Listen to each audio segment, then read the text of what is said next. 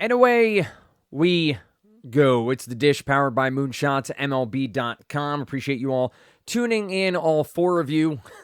I appreciate everyone who watches. Of course, just making a joke here. Many moons ago started what was widely considered at the time the only daily fantasy podcast. We started from meager beginnings there and built it up to what is now evolved into multiple different websites and tout sites, and do appreciate the evolution of media here in the daily fantasy landscape. Appreciate all the live streams, the podcasts, the videos, the walkthroughs, all of the great stuff that exists out in the world.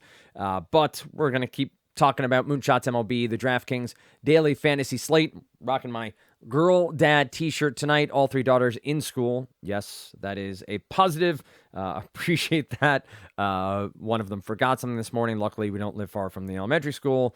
Had the debate about whether or not I help, right? You want to teach early that when you forget something, you have to deal with the ramifications therein. But this was something that she brought home because we went away last week and got put to the side because I asked things to be put away, and the calculus was made to bring it in. She was happy. Everything's fine. We have about an hour and a half more of quiet here as I take my lunch break to do a little daily fantasy sports. So we have a 5-game main slate over on DraftKings. It does lock at 6:40 Eastern time, 3:40 Pacific time. Not typical. We've seen a lot more of these early games to start the year. Games are going much faster, so people are actually getting home at a decent time, which is a lot of fun. But you should see on your screen, moonshotsmlb.com. We're going to sort by 5 games. We have some lineups. Do we have any lineups in? No lineups as of yet, so these are all our projected lineups. But the team that jumps off the page right away for me is the Yankees against Joe Ryan. I even brought up Joe Ryan's individual page here. Has a decent K rate against righties, but you see the ISO of 188, ISO of 147 against lefties, a little bit better. Haven't looked into his pitch mix, but let's see, slider, changeup, cutter. Not really seeing anything too outlandish here. 92 miles an hour on the velocity on the fastball. Giving up a lot to the slider here and the changeup when it comes to power. So not really going to dive in too deep there, but the Yankees bats make a ton of sense, obviously, on any given slate. They're going to make sense to us. We're going to pull up Fantasy Labs here real quick as well. Said last time out, Mike does have Vegas numbers on the site. I do appreciate here on Fantasy Labs that they sort... they give you the open and the difference and the live line right now. Makes it a little bit easier to sort through and see what changes we've seen. So Phillies at Reds, half-run differential now, 4.5 for the Phillies, 4.7 for the Reds, 9 over under as the live. Yankees and Twins, 8.5 is our current total. 4.4 runs implied for the Bronx Bombers, 3.8 for the Twins. Detroit and the Blue Jays. Blue Jays, a massive favorite here. 9 over under, up a half run since open. 5.9 on the implied run total for Toronto. 3.9 for Detroit. 5.3 for the Cardinals. 3.5 for the Pittsburgh Pirates. That is at 8.5 after opening at 8. And, of course, San Diego and Milwaukee, 9 over under. That line has stayed the same here. So we see the Cardinals and the Blue Jays as massive favorites thus far. The Yankees have Johnny Brito on the mound. Let's take a look at our matchups today. So you have Great American Ballpark, wind blowing in slightly, 78 degrees, relative humidity of 24%. Humidity is not going to be much of a factor this early in the year, but we're seeing some high temps both in St. Louis, Cincinnati, and in New York. 87 degrees in New York for this game between Joe Ryan and Johnny Brito. We do have Nick Lodolo against Bailey Falter in the Phillies-Reds matchup. Tigers and Blue Jays, Spencer Turnbull against Chris Bassett. Pirates at Cardinals, Vince Velasquez and Jordan Montgomery. Brewers, Padres, Eric Lauer and Nick Martinez. We sort by K percentage here real quick. Tigers clearly struggling on the year and last. This is the projected lineup 25.6%, just 6.9% walk rate, I should say, a 274 WOBA, 127 ISO. So this matchup for Chris Bassett leads him to be an obvious quick look as a potential starter. Pulling up DraftKings again on my phone just because I keep it simple in that way. But if we look at Bassett at 8,200, he'll stand out pretty quickly here in this matchup with the Tigers. Bassett's not a huge strikeout guy. We know that much. But on the year, let's look at our pitchers dashboard here quickly. Falter versus Lodolo. Ryan versus Brito. Turnbull versus Bassett. So lefties have some success against Chris Bassett. ISO of 193, 343 WOBA. Righties, he has controlled this projected lineup for the Detroit Tigers. Badu at the top, Riley Green, Baez, Kerry Carpenter, Torkelson. I would love to see projected ownership. I know, again, Detroit not really projected to have much offense tonight, 3.9 runs, but we're pushing 4 runs there. And if we look at our quick moonshots projections, let's see if any Detroit Tigers pop in. Kerry Carpenter pops at 0.22 on the daily launch menu. You have Eric Haas down there. Nick, I don't know if it's Maton or Matten. We'll do the quick old Matten Detroit Tigers baseball reference. You guys are learning along with me. Let's see if they actually give us a pronunciation. It's Maton. All right, Nick Maton here for the Detroit Tigers. Makes it at just plus 0.15, expected home run of 0.15. So Bassett's going to be pretty popular when it comes to pitchers. The Brewers walking a decent amount, but still striking out, 1.83 ISO. This is a matchup with Nick Martinez. Martinez is one of those arms that I largely stay away from. He is fine. He is a fine arm that gets it done well enough. Struggles with walks against lefties. Doesn't strike out righties a ton. Does limit power against righties. Lefties are a little bit of a bugaboo there. But I'm probably going to lean on Jordan Montgomery and Chris Bassett at first pass here with offenses of the Blue Jays, Cardinals, and Yankees. So I think Giancarlo Stanton and Aaron Judge make a ton of sense. If you see some movement because of injuries here, you can make a case for a different stack. Gleyber Torres has led the Yankees in hitting so far on the season. When it comes to average, I know that isn't very predictive, but a stack there of the Yankees will be just fine. The St. Louis Cardinals against Vince Velasquez. Again, Velasquez is an arm that we've seen some struggles in his career with the Philadelphia Phillies. The long ball has definitely been a problem for him. We look at the walk rate against lefties, 10%, ISO of 170, against righties, an ISO of 206. Doesn't have the greatest track record when it comes to his starts, so make a way through there. What else do we got? Brewers, Padres, K percentage, Blue Jays, Pirates, Cardinals. So the Pirates aren't striking out a ton. And that's the matchup against Jordan Montgomery. I'm still fine, though, with J-Mont at 8,500. 8,500 and 8,200 for Bassett and Montgomery seems just fine. I haven't stacked anything yet, but if we take a look at our projections, Blue Jays, top stack, Phillies, Yankees, not shocking there. Cardinals way down. So if you're taking it just by projections and not by run total, projections don't love the Cardinals today. Have them as the, what do we got here? 6th best offense. If we're looking at a top 3-man stack, it gives us the Blue Jays, the Yankees, the Phillies, and the Brewers in that order. Daily launch menu, Aaron Judge, Giancarlo Stanton, Byron Buxton. That is obviously not going to be the case because Buxton's injured, I do believe. I'm pretty sure he got hurt yesterday. Can do a quick Byron Buxton. Trinza has surgery. Byron Buxton leaves.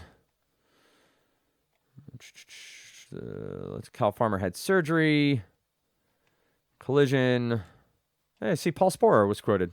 Good for Paul. Let's see. We don't have any sort of diagnosis. He got whacked in about 3 different spots. We'll see how he feels and wakes up tomorrow. So I wouldn't be surprised if Buxton is out of this lineup. So I don't think he'll be there anymore. Then you have Springer, Schwarber, Trey Turner, all your typical names here. You do have Stuart Fairchild checking in for the Reds at plus 550.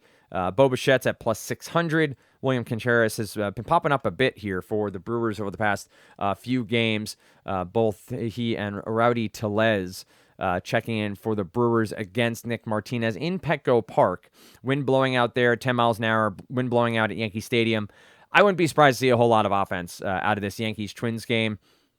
That could be a source of some value as well if you start looking at some of these Twins bats.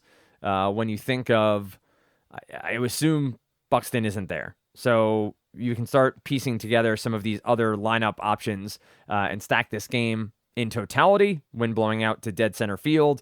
Temperatures are up. Temperatures should be up for game time.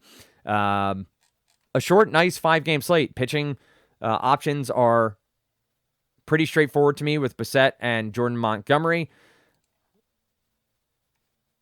Nick Lodolo is somebody that I have been on the periphery around many times over when it came to fantasy draft season. Let's see here. 2 games on the year, 12 innings, 2 earned runs, 21 strikeouts, just 4 walks, 1.50 ERA. Lodolo is 9,400 on this game, facing the Philadelphia Phillies. Obviously, this is a limited sample, but I think it comes down to ownership. I think this all comes down to ownership. The strikeout upside's there. Let's check out projections. Maybe this is an easier way to go through it with our Whiffers Row. Lodolo at 6.5, line at 7.5. I hate betting unders. I think they're tiresome and boring. But if you get the line 7.5 for Lodolo, 6.5 is our projection. 6.2 for Bissett. 6.2 for Joe Ryan against the Yankees. Jordan Montgomery's at 4.8. Not shocking there. I'm looking for Montgomery to give me length and give me a handful of strikeouts and keep the run total low. Give me 15 to 18 points on DraftKings. I guess you'd see more upside potential with Joe Ryan. I do think the Yankees tee off on him, though, here. I just think this is an absolute crush spot for the Yankees in Yankee Stadium. Wind blowing out to center. Power bats. Giancarlo Stanton, Aaron Judge, Anthony Rizzo, throw Gleyber Torres in there as well. Oswaldo Cabrera has been playing really well, as far as I can tell so far this season. So if it is this lineup we see on screen here, where it's Judge, Rizzo, Stanton, Torres, Oswaldo Cabrera, if you want to go 5-3 and then take pieces of the Blue Jays lineup, do a wraparound of Merrifield, Kiermaier, Springer, just to have some fun, or get into the middle here, depending on price tags and exactly. Let's see if I scroll to Toronto. Yeah, Vlad Guerrero at 5,700. What's Bichette checking in at these days?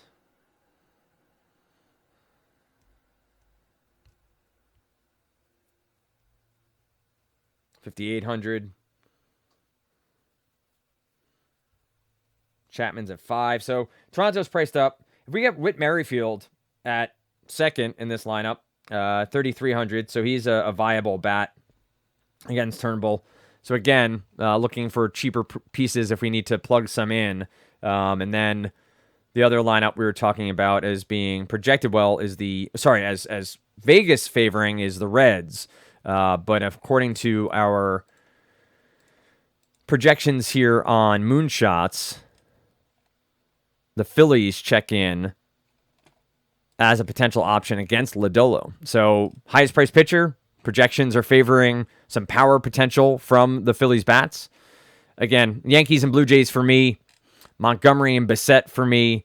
Lodolo obviously has the upside for... Am I pronouncing his name? Lodolo. Yeah, Lodolo. Has the upside for strikeout potential. Falter against Cincinnati. Not interested really there. Think he's fine at his price point, but again, we'll pay up a little bit. Short slate. I guess you can make a case, too, for the San Diego Padres. How are we projecting the Padres here? Padres middle of the pack when it comes to three-man stack, but let's see what Nick Lauer is doing against righties. Lauer, 202 ISO, just 24% K percentage. WOBA, expected WOBA of 321. Expected WOBA against lefties of 305. Obviously, they're high-priced, but you're talking Bogarts, Machado, Soto, and Cruz without any issue. And again, I'm a fan of trying to find the right mix of 8-9-1-2.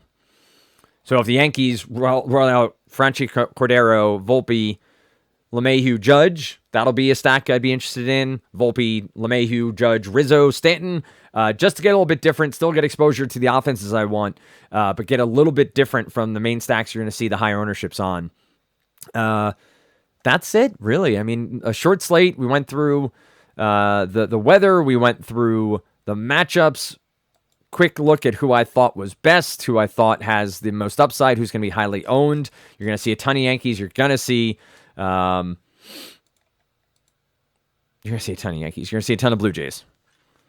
And then I think it's going to get differentiated from there. Blue Jays by far the highest projected stack over on moonshotsmlb.com. Hope this is helpful. Let me know. Let me know in the comments if me walking through this for the first time is helpful for what I'm looking at, what pops off the page for me over on moonshotsmlb.com. Again, if you're not a member, you can check out all the subscriptions for the entire season with the optimizer. $159, $29 per month. That's a recurring payment, $9 per week. Or you can check it out just for $3 and see what there is. And then you could also get $109, which gets you access to the site, but doesn't get you the optimizer that you would want to use.